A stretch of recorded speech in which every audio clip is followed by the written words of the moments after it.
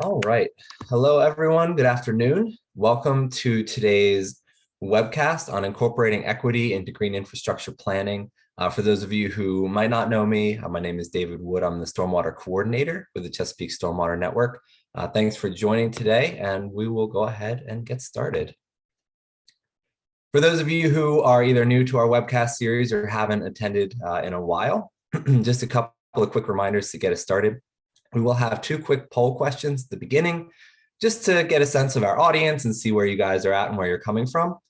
So to answer those polls, I assume most of you are sort of watching by yourselves at this point still. But if you are with a group in your office, socially distanced in a conference room or whatever, please feel free to go ahead and select the option that best represents your group as a whole. We do encourage you to put your questions and comments in either our chat box or our Q&A feature. We will have plenty of time at the end today to answer those questions. And we are, you probably heard the alert if you were on early, we are recording today's session. So we will post that recording along with a copy of today's slide deck on our website, which you can find in our event archives section. So if you want to go back and watch anything that you missed, or if you want to pass it along to a friend or colleague, you can certainly do that. And then finally, we have a really short evaluation at the end. It's just 4 questions. SurveyMonkey promises me it takes you less than a minute to fill out. So we really encourage you to do that. It lets us know that we're doing a good job, lets our funders know that we're doing a good job. And if you have any suggestions or ways that we can either improve or add new topics in the future, we'd love to hear it. And again, for those who are maybe unfamiliar with the network, Chesapeake Stormwater Network, feel free to join. It is totally free. Becoming a member just means basically that you get our once-a-month newsletter. Keeps you up to date on the latest in the stormwater field. We have these free webcasts that we do, as well as lots of other resources, including fact sheets, technical reports, as well as some fun things like our Best Urban BMP and the Bay Awards. If you're someone that is interested in trainings and workshops, you can find out about that as well through joining the network. All right, so with that, we'll go ahead and jump into our polls. I'm going to go ahead and launch both of these at the same time. We've got 2 of them today. The first is just to tell us a little bit about yourself and who you're representing today. If you're coming from a local government or maybe some other level of government, you can let us know. Private sector, nonprofit, or academia. If none of these really fit, you can tell us about that in the chat as well. And then our second question today is to just get a sense of how equity has factored into your green infrastructure planning to date. And this is, of course, if you're in a position or at an organization where that's part of your roles and responsibilities, right? So, are you already using some sort of a GIS or data-driven approach to targeting your implementation? Are you using sort of a robust community outreach type of program? Maybe some combination of the above. And it's okay if it hasn't been a major factor to date. I'm glad that you're here and looking to sort of learn about some of these tools and resources that are coming available as we're sort of evolving our way of thinking on some of these issues. And similarly, if it's something else that you're doing, I would love to hear about that as well. You can use the chat if you want to do it now. If you prefer to do it anonymously in our evaluation survey at the end, that is fine as well. All right, so thanks for the responses so far. I will go ahead and share these really quick so you guys can see where we're coming from. It's a very even spread in terms of where we're coming from, kind of right around 15 to 25% in just about every category. So that's great to see, a nice even spread. And as far as how equity is factored in, it looks like there's a lot of folks who are sort of just starting out in this process, which is great, about 35%, as well as sort of a similar, 25 to 30% that are already doing some sort of either combination or have some programs targeting equity and green infrastructure. So great, that's good to hear. I'll go ahead and pull those down. We will keep moving along.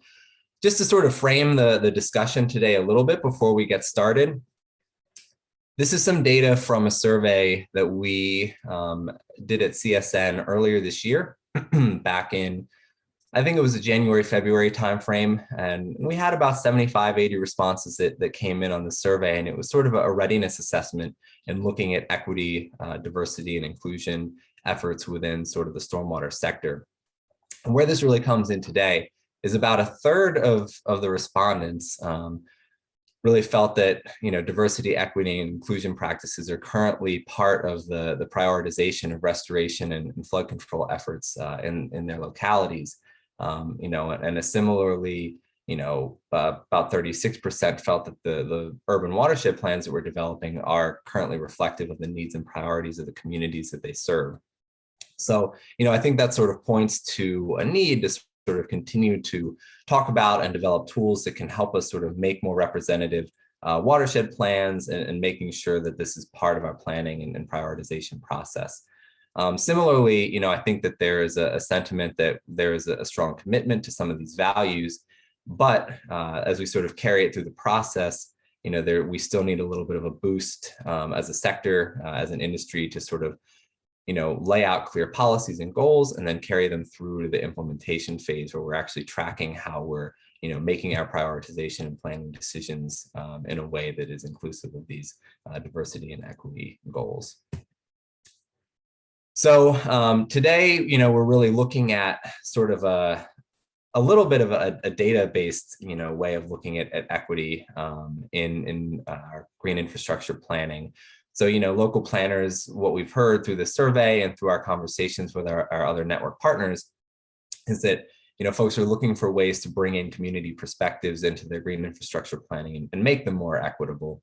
So, we held a webinar last week. For those of you who maybe weren't able to attend, I encourage you to check it out. It is in our archives. It looked at sort of community-driven project planning, which is really bringing in those community perspectives and grounding your designs and your decisions based on those needs that are identified by community members.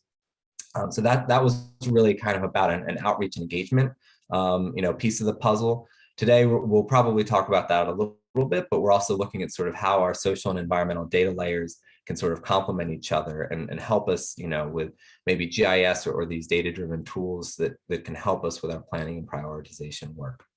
So with that, I want to go ahead and introduce our speakers today.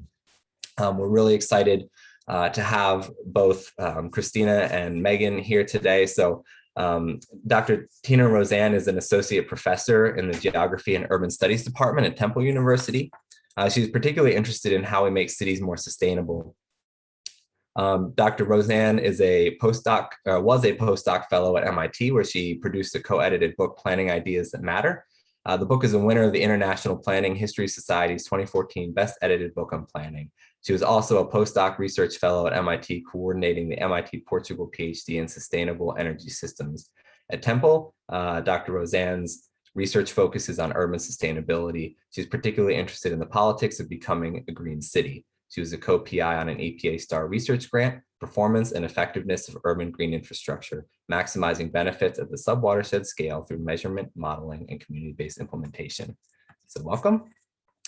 And then we have Dr. Megan Heckert.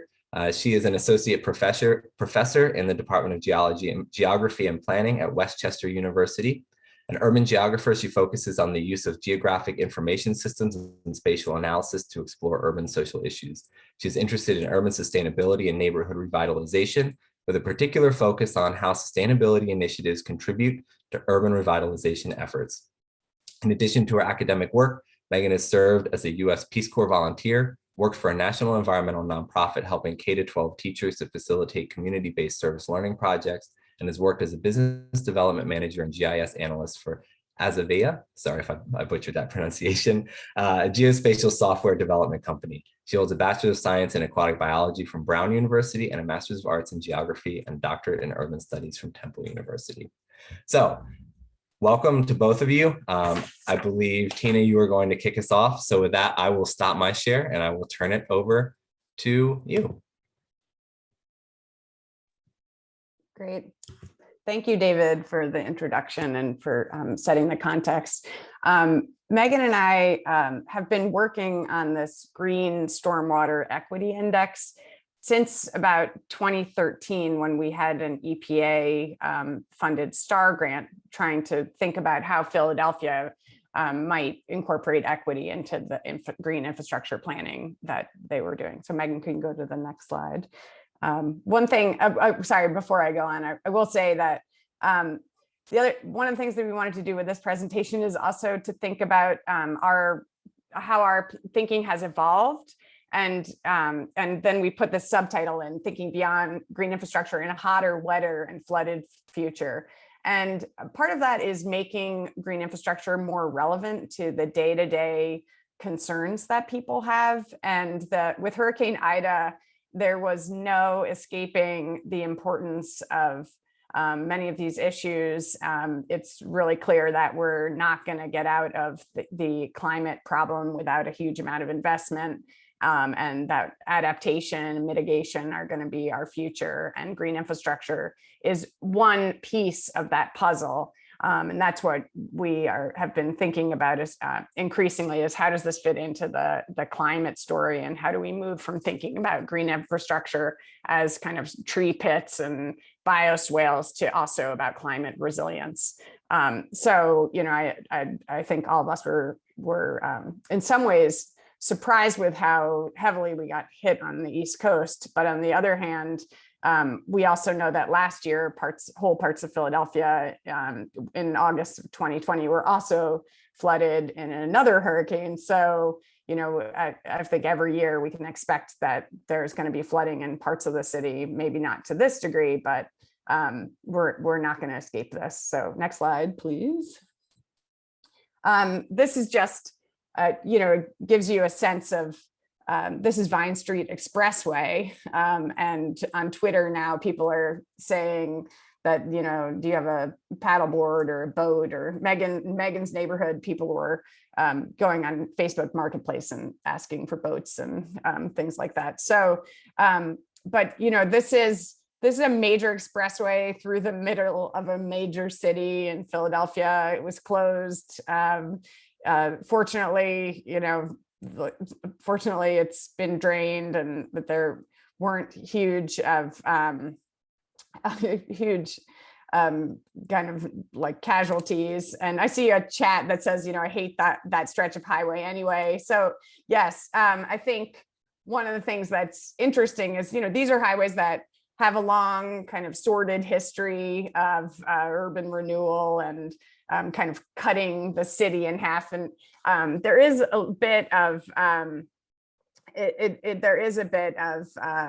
kind of reimagining that the water allows us to do. You know, some people have said actually the Vine Street Expressway would be much better as a canal. So, you know, thinking about the future of the American city with the highways and how our existing infrastructure is going to have to adapt to flooding realities and climate realities, and how to use them and more creatively. So Megan, next slide, please.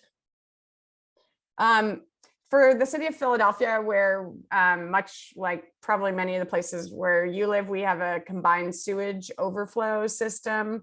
The fact that we are flooding to this scale presents an enormous amount of challenges for stormwater and water quality.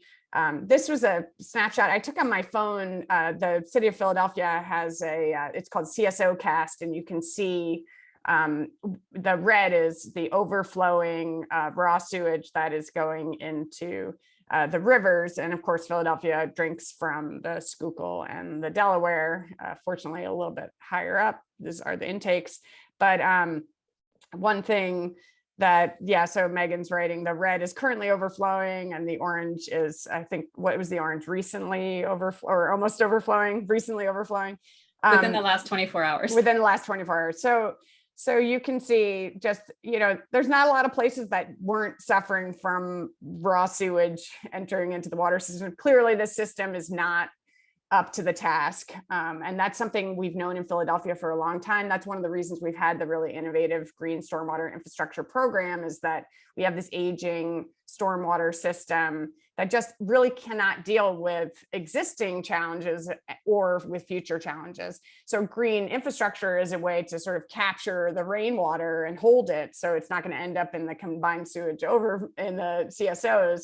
But at the same time, the kind of scale that we saw last week was kind of, it was bigger than even the best green infrastructure planning could probably handle. So that's something we also want to think about, is like, what are the limits of green infrastructure to addressing some of these, and in what ways do we need to coordinate with other sectors to build in more resiliency and equity within the city. Next slide, please.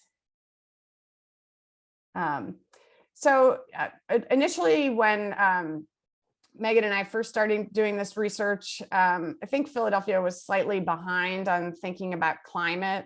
I know I had been doing a lot of work with people up in Boston, and they would always ask me, are you interested in mitigation or adaptation? And I kept thinking, well, you know, Philadelphia has 40,000 vacant lots, and we're dealing with an economic crisis, and we are not talking about mitigation or climate or adaptation. We're just sort of trying to figure out economic development and reuse of land. By 2012, they started kind of making these maps, and what we've seen is that whole swaths of the city are going to be inundated with water, and a lot of the the riverine sections of the city, but we also have neighborhoods like Eastwick and the airport, and in South Philly. Fortunately, the refinery has closed. But we have a major infrastructure, and the idea that we have the international airport that's going to have these challenges of flooding in the future. And the Eastwick neighborhood has again and again been flooded to the point where there are a lot of questions about, you know, long-term, like, is this a place where we need to retreat from?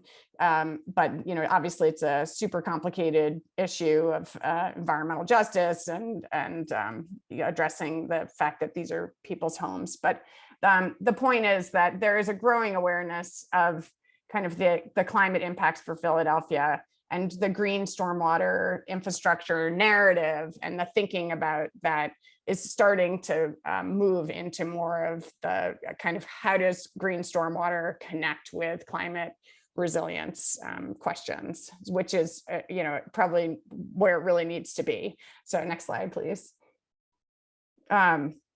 This is a picture to kind of demonstrate some of the neighborhoods, the Eastwick neighborhood, and just look at this flooding is happening again and again in that neighborhood, and sort of real questions long term, can people stay there? But you know, so it happened last year, it happened next year, what's going to happen, you know, happen this year, what's going to happen next year? Next slide, please. And so this is also just to show that, you know, FEMA, we know this flooding is here. Some of these maps are awesome because that's exactly what happened. You know, we see, it's not like the data is not, it's not like we don't know this. So thinking about green stormwater in the context of also with flooding is kind of, how do we, you know, how do we think more strategically about how to align these goals? Next slide, please. So in 2012, the EPA approved what it used to be Philadelphia Water, but now Philadelphia Water Department, now it's like rebranded as Philadelphia Waters. Green infrastructure approach to stormwater management. The idea was that they were going to convert 9,500 impervious acres into greened acres. And it was a decentralized strategy, but all across the city, many different agencies would be involved as partners. And it relied a lot on community participation and community capacity through partnerships in order to get the green infrastructure into different neighborhoods. And this was something that Megan and I were wondering, like, what were the equity implications of having to partner with organizations and neighborhoods? Some neighborhoods did not have the capacity to do that type of partnership, and, you know, policies that were designed with the kind of like private sector a component might leave many neighborhoods out, which is something that we wanted to examine. So the kind of public-private partnership was the framework, and our equity index and kind of thinking was really questioning some of the assumptions that were behind that in terms of what that would look like on the ground, and also how you would think more strategically about which neighborhoods might need green infrastructure, why they might need it, and also which neighborhoods might need it, but might not be able to get it in this model of delivery. Next slide, please.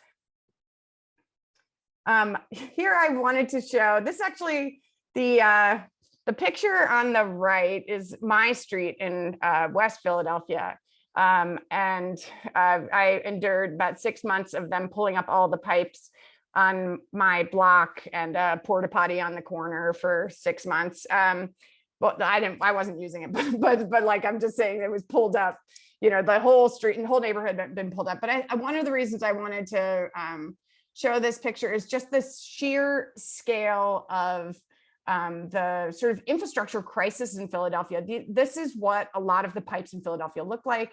And so on one hand, on the left, we see this sort of pretty, you know, green stormwater. We're capturing a bunch of rainwater, but which is the greening approach. But we also have to figure out a lot of the gray pipes throughout the city and making sure that we have, you know, drinkable, clean water, and it's getting to every neighborhood.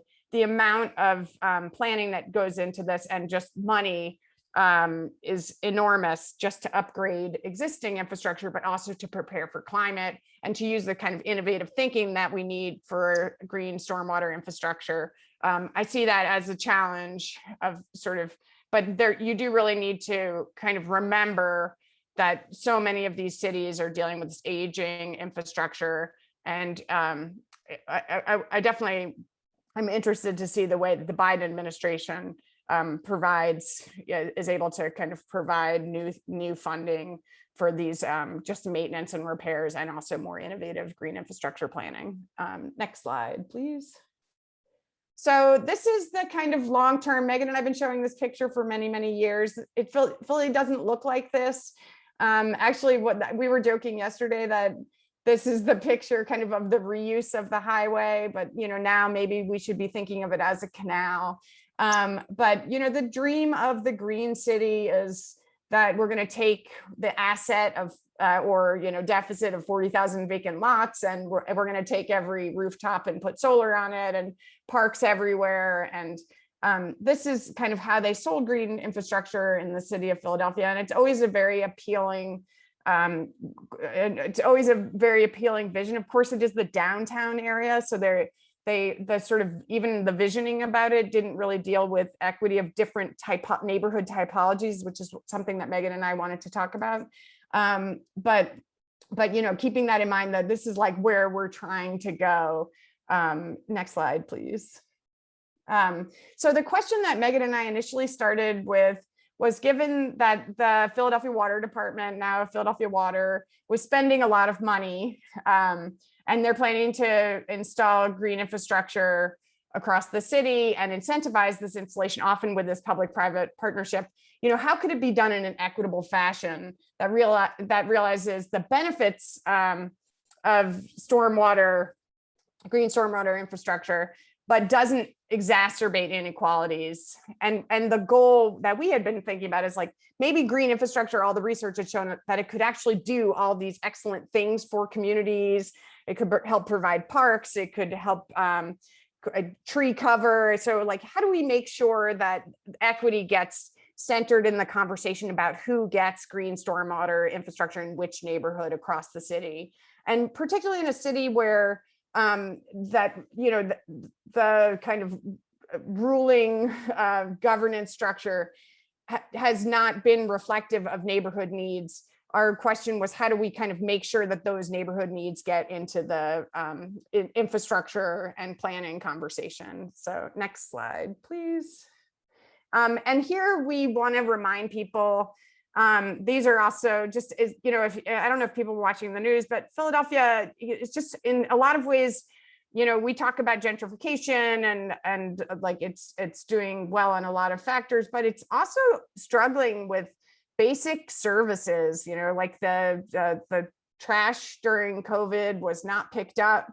There, you know, the sanitation workers are not well treated, and you know, the kind of just basic quality of life concerns are enormous for the residents. And that's one of the things that Megan and I have evolved in our own thinking about green stormwater infrastructure, is that it's not only kind of all these data that we're using, but it's also being able to use the kind of thinking about green stormwater to understand and address existing inequalities and neighborhood deficits. And so we've started also to do a lot more about working with communities about storytelling and kind of thinking about how all of these things map together with a neighborhood, and can we use data with this green infrastructure equity index to help us identify the need in like a more holistic way. I think both of us were getting kind of tired of seeing the maps without the visuals and the storytelling and kind of like more historical context as well. So Megan, can you go to the next slide, please? So this is just kind of, we've done a lot of work with communities, and you know that green infrastructure often isn't their top priority, but like gun violence might be, or racism, Black Lives Matter, illegal dumping, air pollution, climate, you know, vacant land, lead, asbestos in the schools. We have a bunch of schools that are not open because of asbestos, police brutality, so urban heat. So all of these compounding factors that many residents in the city, particularly people of color, they live in their day-to-day, they experience these challenges kind of in every facet of their lives. And so when you come in and you say, do you want green infrastructure? It's almost like you're ignoring all of their challenges, which we've been starting to frame this idea of like, there's actually a struggle space that people exist in, and green stormwater infrastructure, in order to be relevant to people's lives, needs to acknowledge that it sort of walks into this larger conversation about social and racial economic injustice that has a long history in Philadelphia and cities across the US. And so how do we make sure it's connected? So next slide, please. So there's a video here, but you can't see it.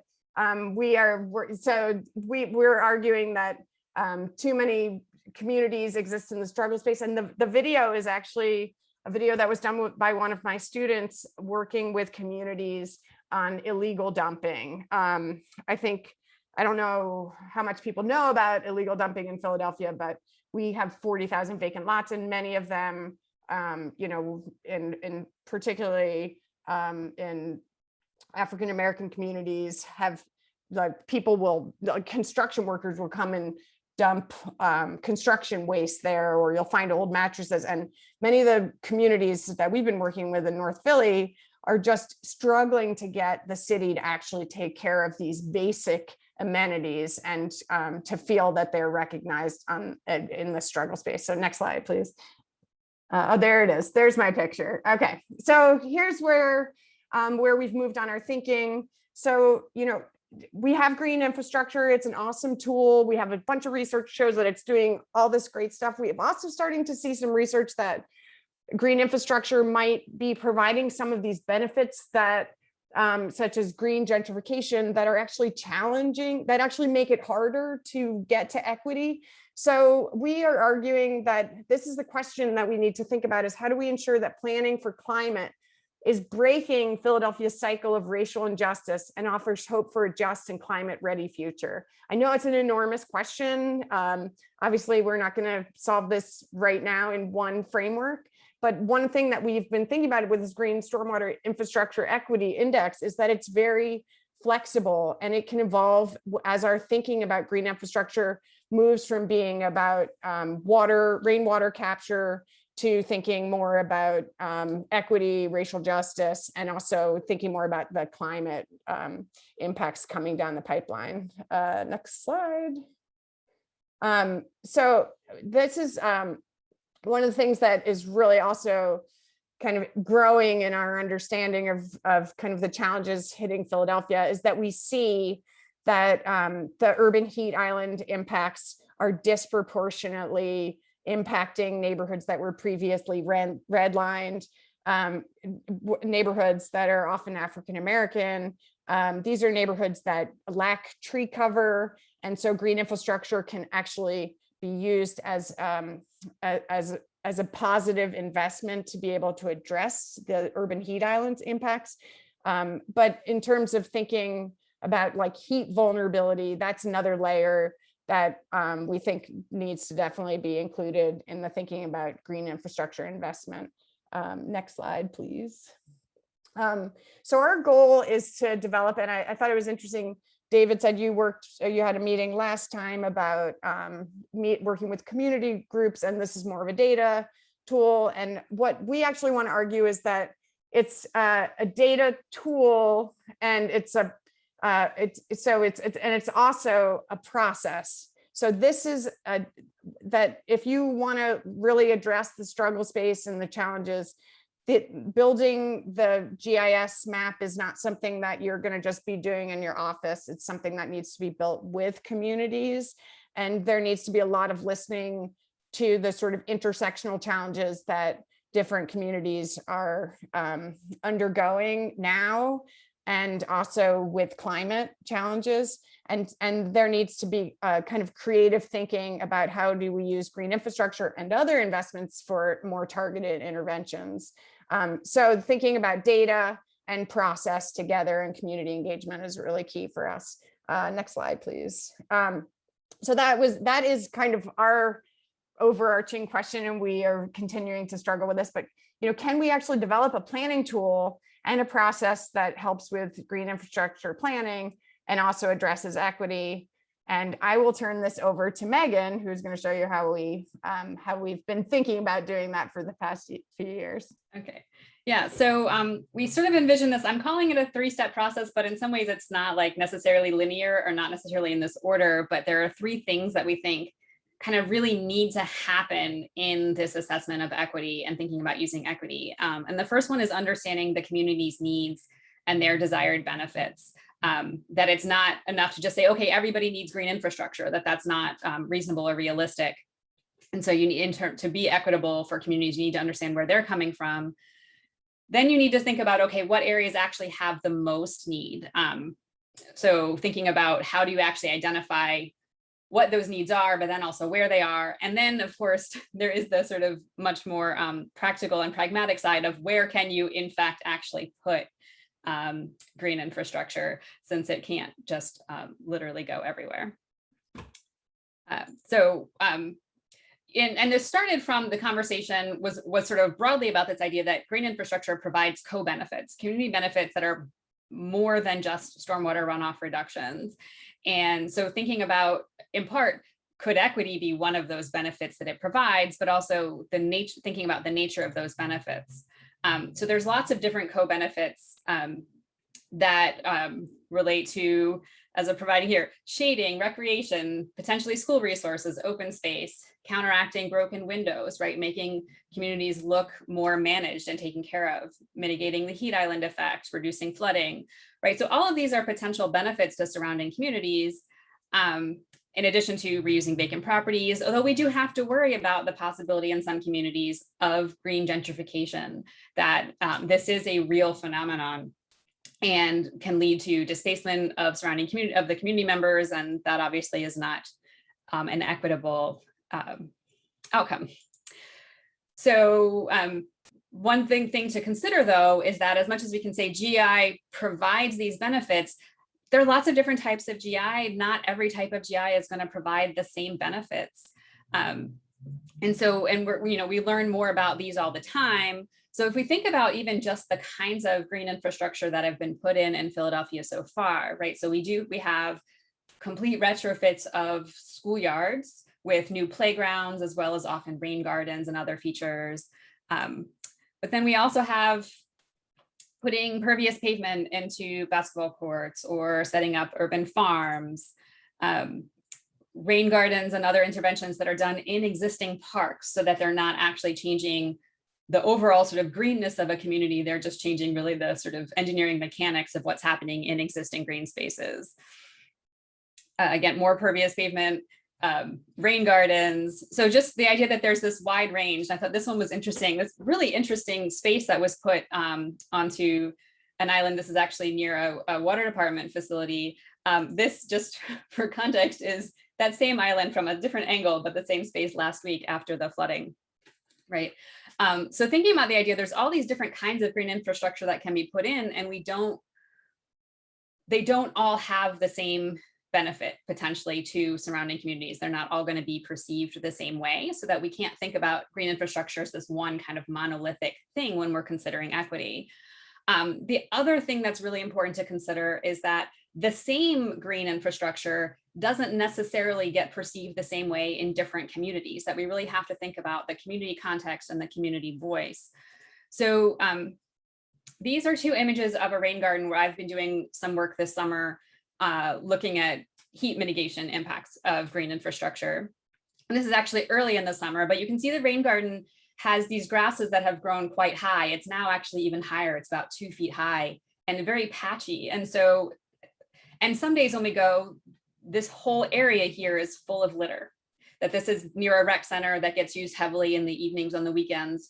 And so the question becomes, is this beautiful? Is this really a benefit? And I'm not suggesting that it's not, but that not every community member is going to see something like this when you think about aesthetics in particular as being a positive change in their community, whereas other communities might think, oh, a more natural landscape, that's amazing.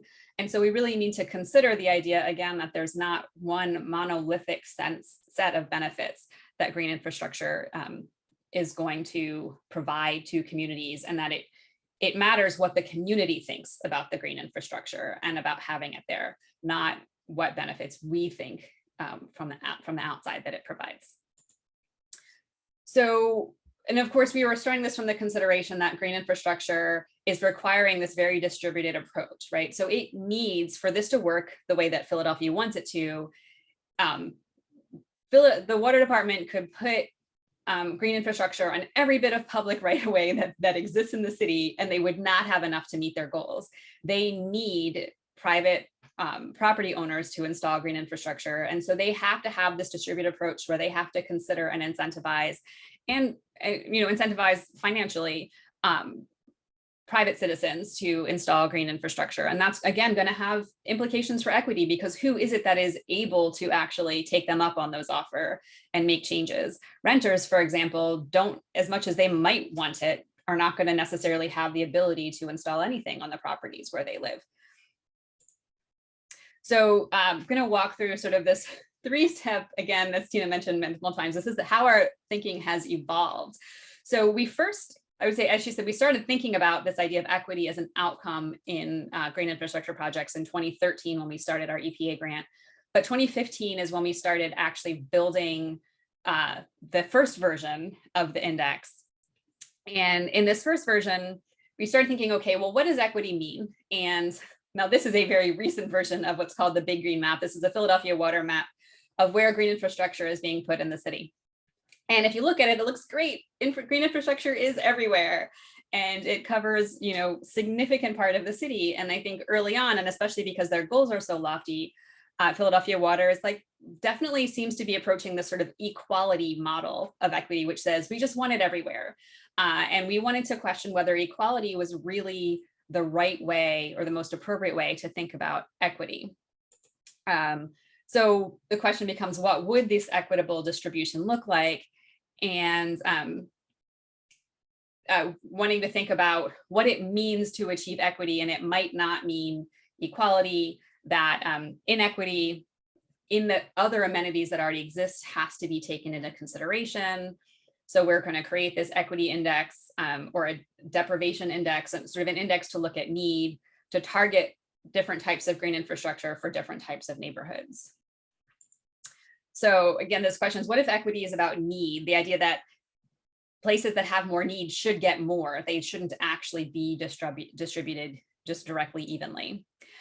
So then the question becomes, well, how do you actually measure need, right? Because in part, because there are all kinds of different forms of need that might exist within a community. So we started with this idea that need is a mix of socioeconomic conditions and also sort of the physical conditions of the built environment, that these combined might suggest need for green infrastructure. And so we started looking at what are some of the different factors that we know are related to green infrastructure. So in terms of the built environment, we're thinking about what are factors, issues that green infrastructure can help, so where do those exist? And also in terms of the socioeconomic characteristics, thinking about populations that are known to be more or less affected by green infrastructure, elements like that. And so we came up with a set of 14 indicators in our initial version of the index. And to be perfectly honest, it's not because we thought these were necessarily the 14 most important. It was a combination of, we do think that these 14 are important. And also these 14 were available to us publicly at the time that we were collecting data. And that's always going to be sort of one of the trade-offs, is what data do you think should go into it versus what data are you actually able to collect and analyze. So we had a number of socioeconomic factors and a number of factors related to the built environment that we collected this data for the whole city, although ultimately we actually only focused the index on the areas of combined sewer system, which is covers about 60% of the city of Philadelphia.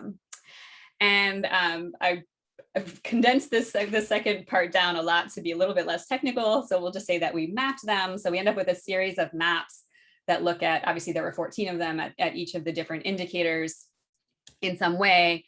And then ultimately we sort of create a composite score. So we did this at the block group level. So every block group for each index had a score between 0 and 1, that was where 1 was perceived as sort of the highest need. And this is a relative score. So 1 was whatever the highest level of need in Philadelphia was, that got a 1, and whatever the lowest level of need was would get a 0. And then we can combine those map layers together to get a composite score. So this is our ultimate first version of the index. So the blue represents the combined sewer area of Philadelphia, and the darkest colors represents the areas of highest need for green infrastructure based on those 14 different indicators. And so the question in terms of thinking about how this could be used, this was always sort of intended as a proof of concept. This was not, I want to be clear, a way of sort of looking at the water department and judging them and saying, you're not being equitable. It was intended as a way of saying, okay, how can we incorporate this more effectively?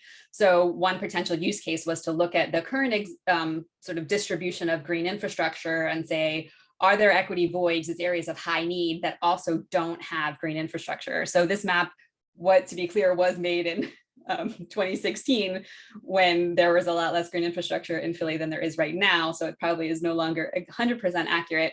But what we're looking at is the light blue are the areas of highest need in terms of like the top 20% of scores.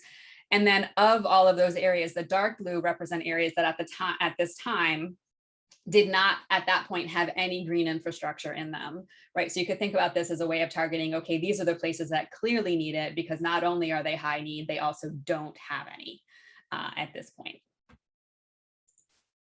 So, and our thinking at this point was that the benefits of this approach were that it was going to change the conversation about equity. It was going to go away from, is this an even distribution, to, is this a distribution that actually addresses inequalities that currently exist and that really targets and benefits communities that have high levels of need for green infrastructure, that it provides a visual tool so that it's really easy to kind of to look and see the distribution of green infrastructure, for example, as a map layer compared to need, and to really be able to show where those gaps are.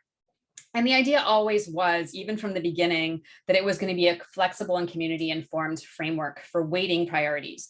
So we identified these 14 indicators and we just treated them as if each one of them were equal and each one had a score from 0 to 1 and we added them together. But there's no reason that in any particular planning exercise, you would need to weight all of them evenly. You could in fact say, well, in this case, because let's say, for example, that you're planning, trying to identify the next school whose schoolyard you want to revamp, you could weight more importantly the number of children in the community.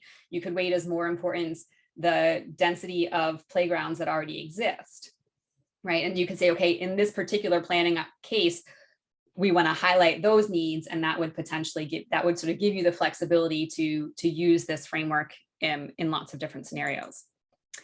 And that's because not everyone is going to define need the same way, place the same value on every variable, and having an index that ultimately, as we'll describe, we want to build into sort of an app that can be interactively used by whoever is doing the planning, whether they be community members or water department staff, can assign for themselves the value that they want to place on each variable. So that was our first version. And as our thinking evolved in the next couple of years, we started thinking about again, this concept of need and additional ways to factor it in. And so in our next version of the index, here's where we started. We wanted to think about, again, different types of need and how that would work as a planning tool. So in particular, we thought about breaking up those initial 14 variables into sort of much more explicit groups that would speak not to the origin or the nature of the data as they were originally set up, but instead as to the kind of need that they reflected. So the idea that there are some areas that have primarily environmental need because they have high traffic, high levels of ozone, impervious surfaces, and particulate matter, whereas other areas are primarily lacking amenities. So they have low playground density, low access to parks, low tree canopy cover. And other areas might be areas of socioeconomic disadvantage based on minority status, income, educational attainment. And in these, we're thinking about what are communities that are going to need additional consideration as you're putting green infrastructure into them, potentially additional support, more financial support, more targeted support, but also more support to prevent gentrification in the event, that goes along potentially with the green infrastructure. So that if we break the index up this way, we can then sort of individually map the different kinds of need. And what was really fascinating about this was how different the three distributions end up being if you consider the kind of need, right? So environmental need, here we have the part of Center City that was super flooded last week, but you can see that Center City ends up having some of the highest levels of environmental need, whereas disadvantage is really focused in the North Philadelphia community. And amenity need is a little bit more spread out, but it really does show the idea that like need is not a universal thing, or the kinds of green infrastructure that communities need aren't necessarily going to be universal just because they have some level of need. You really want to think about the nature of those needs and concerns. And then the cool thing is you could look at this. And so each of these block groups are now coded by if they are in the top 20% of a particular type of need. And so you see some block groups, the blue is environmental, the brown is amenity, and the green is disadvantage. And so some block groups have primarily disadvantage, but we have some block groups here. This one is in the top 20% of all three types of disadvantage, right? So really thinking about a lot of variation between neighborhoods, again, in terms of their particular needs and the concerns that need to be taken into consideration when you think about green infrastructure planning there. And then, so we originally started this as very much this kind of like city top-down view. How can the water department really think about equity as they are planning to put in green infrastructure? But we also think about this as sort of a multi-scalar approach. So there's no reason why it has to be done at the city level. It could also be done with a neighborhood level. So if a neighborhood organization is interested in supporting or planning for green infrastructure, you could basically narrow it down. So this is an area of North Philadelphia, just north of Temple University. And if we look at the equity index in the context just of that community, you can think about it as prioritizing within their boundaries.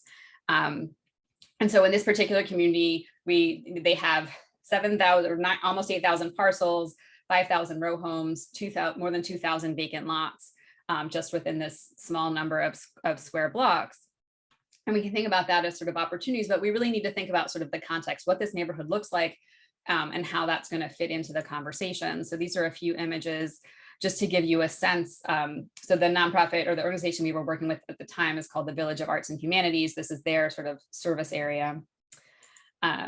So a lot of these row homes, and this particular form of row homes, because these vary neighborhood by neighborhood in Philadelphia, do not have front yards, right? So thinking about the amount of green space that currently exists, but also the amount of space there is in which to put green infrastructure. This is not a situation in which you can say, oh, we want to encourage people to put rain gardens in their front yards, which has happened in other parts of the city. That it does have commercial area, again, as you can see, not a particularly green, although there are hints of some trees, in some areas of the neighborhood. And Philadelphia also has a lot of these sort of very small side streets, which means that, again, it's very densely packed with buildings. So if we think about this as a planning tool, even just at the neighborhood level, this is sort of getting to that stage of analysis that we talked about, which was, okay, we at some point do need to identify actual areas where we can implement green infrastructure. So if we focus in on just the areas of high amenity need in this North Philly area, so again, that's the areas that are in brown. You could, for example, identify where are there existing schools, because again, schools are a potential place to look at amenities. We can put in playgrounds there. So I believe there are 7 different school properties in this area. We're looking at the number of basin parcels in just these 4 or 5 block groups. There were over 400 vacant parcels that are, again, something that could potentially be looked at as a resource for implementing green infrastructure. So that was sort of the next thinking, was how do we change? That was the changing the scale. That was thinking about getting more specific in need. And now we're continuing to evolve our thinking and bringing in more ideas. So we're in the process of developing what we'll call version number 3.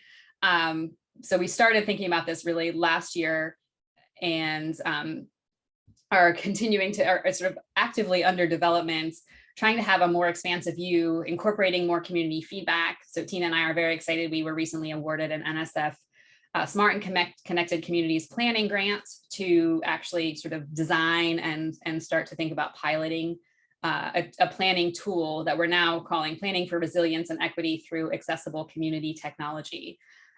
So we're sort of thinking about this as going beyond stormwater, in part as we still think that green stormwater infrastructure is really important, but that stormwater can't sort of be insular and only think about stormwater, right? That it has to think, to be successful, and particularly to be successful in this sort of distributed framework where we're expecting communities to help us manage stormwater, we actually have to think also more explicitly about community needs and concerns, whether they are stormwater or not, that if we ignore those, then the communities are not going to care as much about stormwater. So Tina, I'm going to turn it back over to you to wrap this up.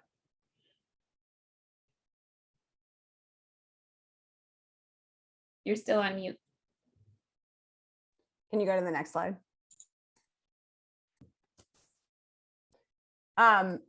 So this kind of version 3 takes what I was talking about in the beginning about the struggle space and historical injustices and addressing climate vulnerabilities, and then what Megan's been talking about our current work, and we really want to try to bring those together more. So for instance, like Megan showed some of the 461 vacant lots in that neighborhood. Well, what are the urban heat impacts, and should the water department be working with other agencies in the city of Philadelphia to make sure that those there's a certain number of parcels that are protected for urban green space, particularly as there's a lot of rapid gentrification and turnover. So we want to work with the communities, and part of our grant is we're going to also be testing out building some low-cost sensors and trying to figure out ways to kind of make community data and their own understanding of what's happening in their neighborhood and what they need more visible through some visualization tools.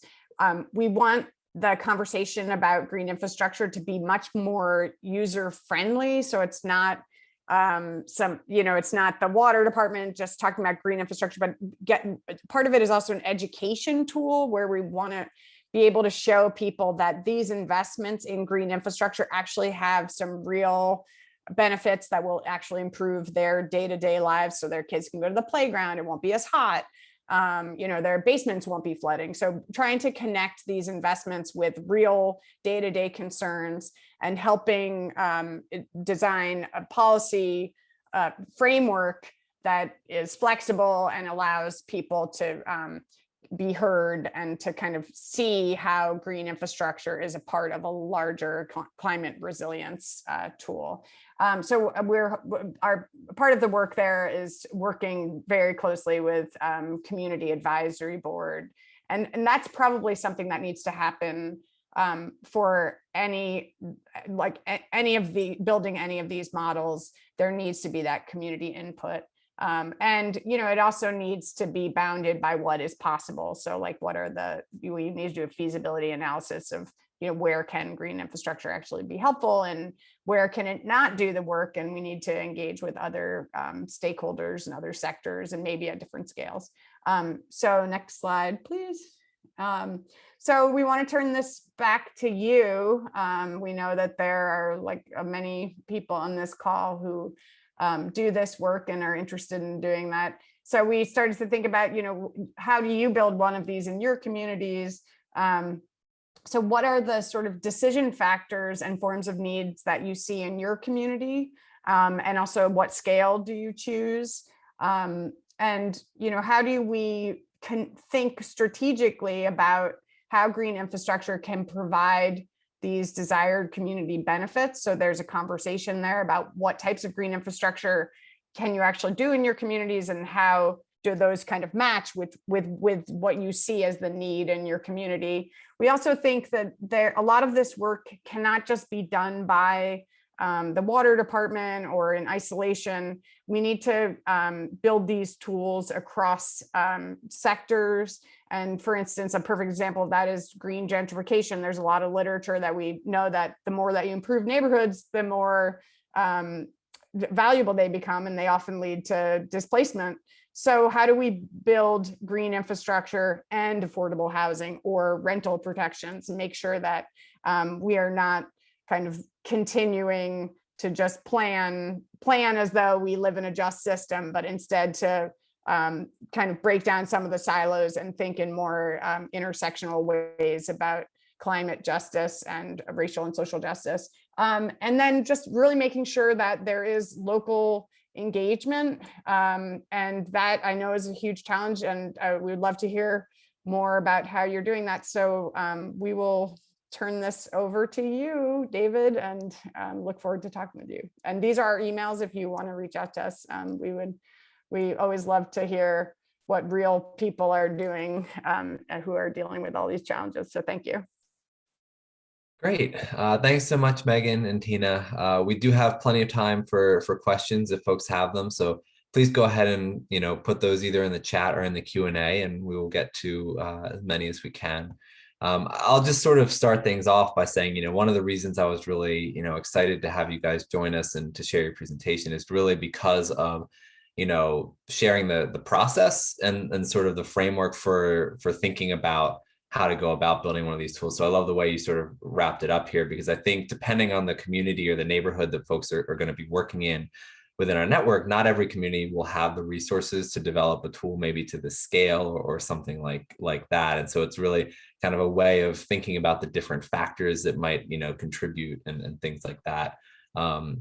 So with that in mind, I wanted to sort of start with a question that I get pretty often, and it was actually sort of hinted at in one of the the early responses and sort of where we're coming from. Is it's sort of on the data interpretation side and sort of knowing what the useful data is and sort of how to include it if you're looking at doing this type of work.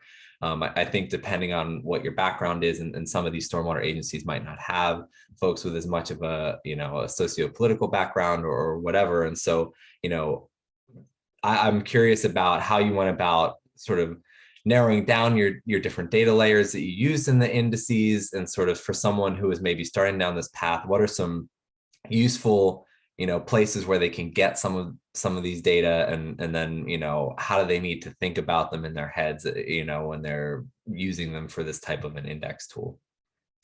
Sure. So when it came to collecting the data, most of the data that we used came either from the census or from EJ Screen from the EPA. So that data is data that should be available for the whole country. What potentially gets trickier are things that, for example, that we got from the Philadelphia government. Philadelphia is really big on open data. And so a lot of data is available here that is not always as easily available in other communities. So things like the playground and park and tree canopy information is potentially trickier. One of the conversations that we've had a lot, I think that we think is also really important when it comes to visualization, is about the use of photos, right? So if you're talking about green infrastructure, it's really important to show what that looks like. It's not especially if you're using the words green infrastructure, right? Because let's be honest, outside of people who work in stormwater, that is not a term that sort of is generally kind of known by the public, right? And so you really want to make sure when you're talking about working with communities that you are as open as possible about what it is that you're talking about. So to the extent that you can avoid essentially jargon, but also have images, have supporting visuals that can really help you to see, right? And so, and I mean, I'm a geographer, so of course I love maps, but really thinking about, trying to explain the map layers and make sure that people, are comfortable with where is their community on the map and what are they really seeing, right? So I think that there's it does become really important to actually have interactions, that it's not just, okay, here is the thing, you need to understand it. It's really about kind of like building connections with folks to be able to talk about the visual and explain it, but having that visual there, I would say, is really important. Are there places sort of in that process where you find that engagement comes in particularly handy? I'm thinking about it in terms of like indices selection versus, weighting of those factors, or maybe sort of after you have some targets, kind of ground truthing those and taking those to the communities, maybe all of the above. Could you talk a little bit about where those touch points might be? Sure, I would say all of the above. I actually, in the spring of 2020, so things got interesting, but actually was teaching a planning studio class where we were trying to work with a community to apply the index. We were able to have one community meeting before the world shut down. But one of the things, we did sort of multiple things in that meeting that were really great. So one thing was, we said, okay, here are potential benefits that you can get from green infrastructure. How important are they to you? And we gave all the community, we did dot voting, essentially. We gave them stickers, and they got 5 stickers. They can choose which ones are important. We separately had a question around, how much do you like the look of these forms of green infrastructure? Do you think this is beautiful? Do you want this in your community, right? And then we separately had how do you define need? What communities do you, or what kind of places do you want to prioritize for putting green infrastructure in? So we kind of had it as this 3-part question, which then we were able to take and say, okay, given that they chose benefits A, B, and C, we think they should really highlight this kind of green infrastructure. Given that they prioritize these communities, here are the parts of their neighborhood where RAC data shows they have the most need, given what they think need is. So I think there's room kind of at every stage, and it just happened that we were able to functionally do 3 different stages at once. Great. I had a question come in and just wondering if either of you have come across any examples from other cities, instances where multiple different departments have put funding or are putting funding into green infrastructure projects, and sort of how you handle that, cross-agency collaboration, where maybe the weighting factors aren't the same for the different agencies, or, how might that process look?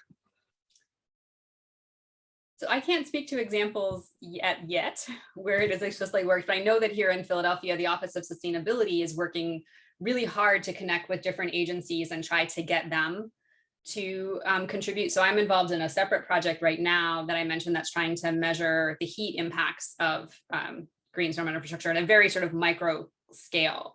And the goal of this, and the target audience for this study, is the health department, to really try and push them on, ways of mitigating heat-related mortalities. And that if we can say, because they right now provide cooling centers, they put a lot of money into cooling centers during heat emergencies. Those cooling centers are only available during the day.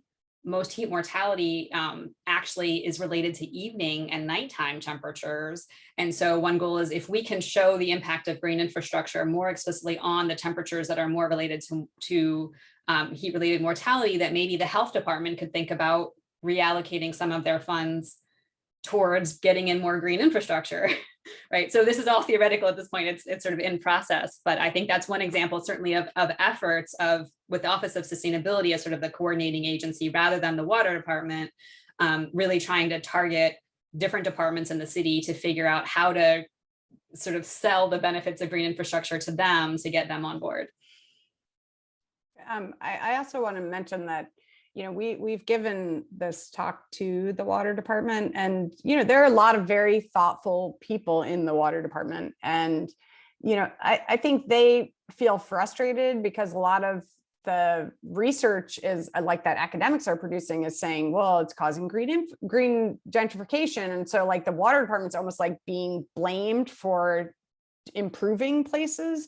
And that, so like, that when they ask us what to do, I think the answer that we often give is like, there is a new type of bureaucracy that is going to have to break across silos if you really want to do this work well. So like the research shows us that people pay more money to live in places that are cooler, basements not flooding, like all the benefits, and where their kids can go to the playground and, like that. So all these amenities that we are arguing for all have economic benefits. And so like we need to actually have that conversation about what those impacts are, and government officials need to be able to kind of break out of their own silos. So like people who are traditionally thinking of themselves as engineers are going to have to get into some of the weeds of redlining and racial discrimination and gentrification and rent laws and stuff. And so like being able to make that visible to even the policymakers, I think, is also one of the goals that we hope to see come out of this type of work. Yeah, and so, there's another comment here that I think leads to another question that I sort of had as well. And it's about, how nice it is that there's flexible, or flexibility in the configuration of the index to, sort of weight the different schemes and the different variables, and because I do think that I would assume based on the combinations that you use and the weightings that you use, it can really, sort of change how things look.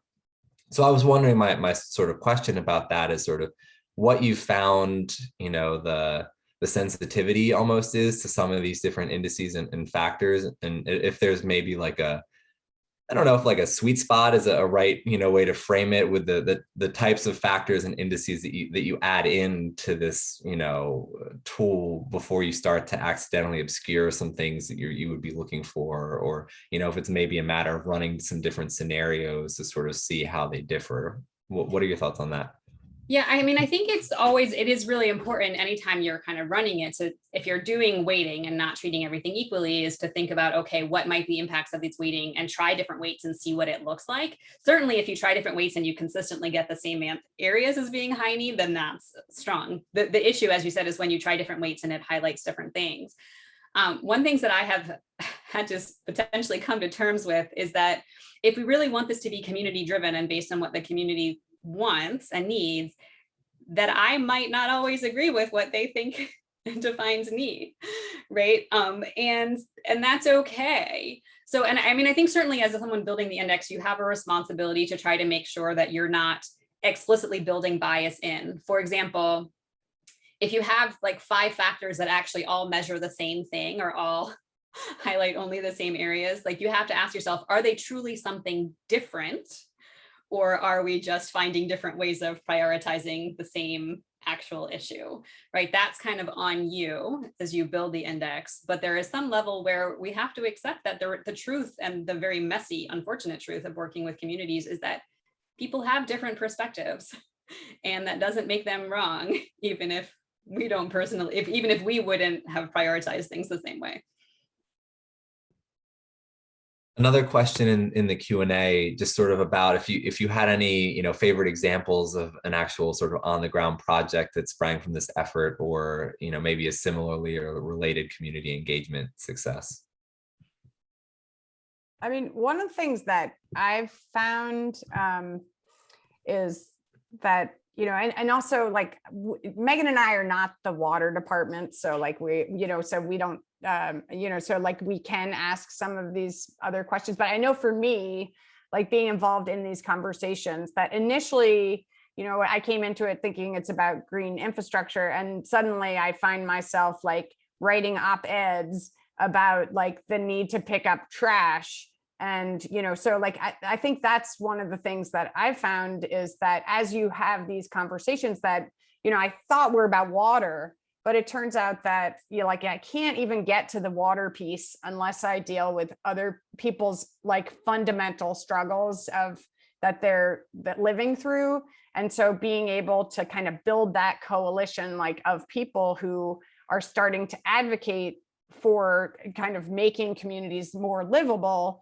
Green infrastructure is a piece of that, but we also need to deal with affordability and schools and everything. So unfortunately, I don't have like, yay, it always works, but I do think it is a process to start this conversation to say, there is going to be all this investment coming down the pipeline.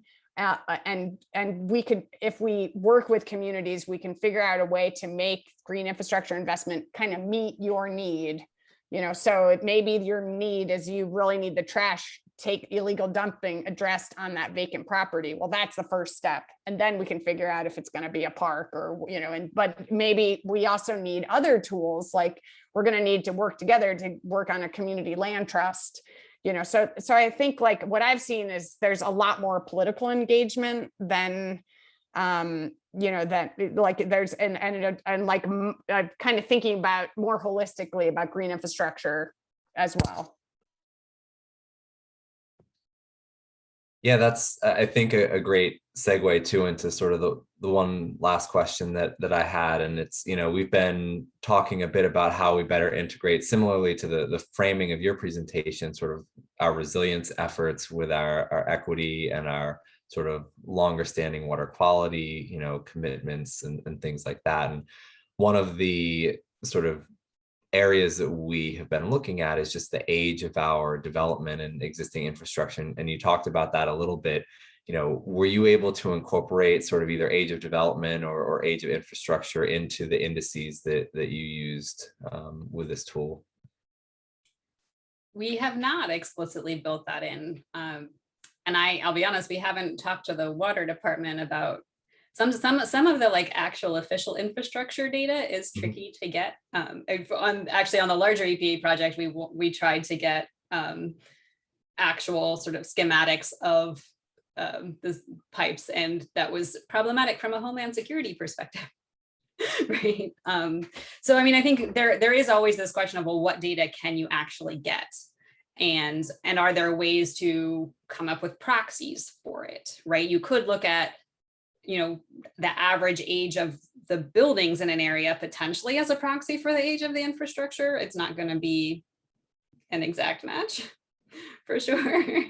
But yeah, I mean, I think that it's tricky. And for us, I wanted just to be clear about sort of the things that we have done have always been intended more as a proof of concept than as the thing.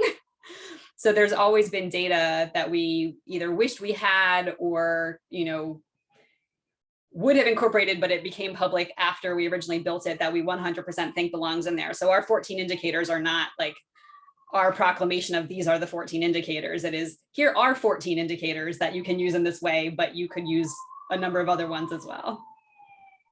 Great. Yeah. And I think honestly, it's really helpful to sort of frame it that way for our audiences as well, because they are going to have different, data availability. And for folks maybe, in the Chesapeake Bay watershed, where you're looking at a county scale or something like that, where it's a larger geographic area, you might get a little bit more information just from knowing the age of the development and sort of what stormwater standards and regs were in place at the time of that development in terms of sizing and things like that, maintenance conditions and whatnot. So I think it could, be something that will, mileage will vary depending on where you are.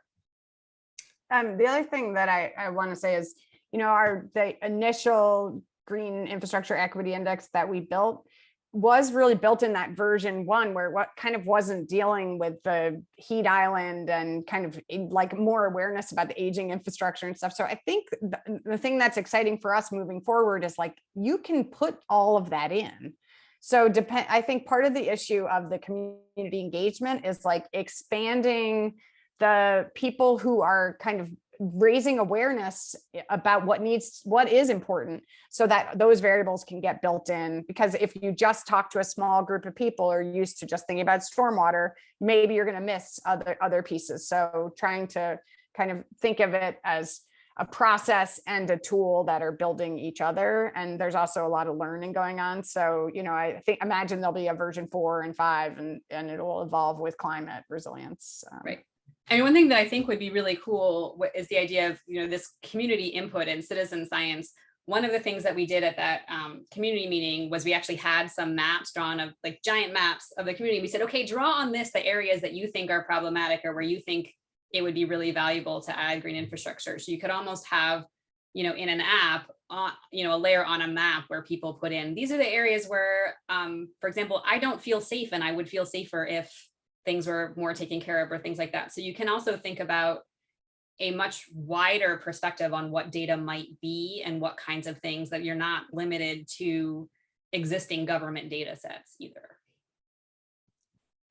All right, so we had one last question come in, but before we address that one, I just wanted to put a reminder for folks that I put the link up on the screen for our evaluation survey. I also copied and pasted it in the chat so you can link directly to it before you head out today. Again, I really appreciate those of you taking the time to fill that out. And I'll also put the reminder up here. We have 2 more webinars coming up on our schedule for this fall. We expect to add a few more before the end of the year. The one on the 15th is open for registration now. Apologies, I thought I would have the one for the 22nd up, but we will have a newsletter out later this week, and the link will be included in that. So if you get our newsletter, you can sign up for both of them that way. But they are both focused on growing your watershed stewardship program. So really, again, sort of a community-based, community building type of approach to getting momentum for your water and watershed programs. So some really good case studies and some lessons learned there. So related to case studies and lessons learned, I'll try to tie it back to our question here to wrap things up. And it's just, if you guys either through your work or just kind of being in the field, if you're aware of any other groups either in the region or even nationally who you feel are doing really interesting work in the field of green infrastructure and equity, I guess I'll say that I have a personal interest in the sense that I would love to be able to sort of bring other perspectives and work into this, webinar webcast series, but also, I'm sure that we have audience members who would love to make some of those connections as well.